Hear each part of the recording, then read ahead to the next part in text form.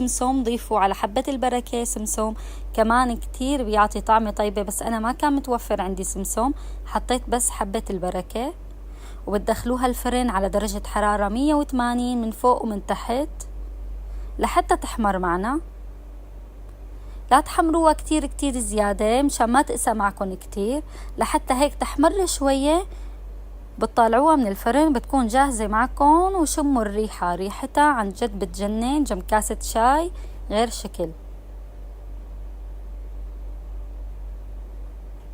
وهلأ لحتى تستوي معنا كعكة اليانسون رح نجرب مع بعض مشروب كتير هلأ مشهور وضارب الترند يعني، فحابة انه نجربه مع بعض، يلي هو شاي الماتشا الياباني. اكيد هو معروف من قبل بس هلأ رجع يعني انتشر بطريقة كتير كبيرة، جبته وحبيت اجربه معكم.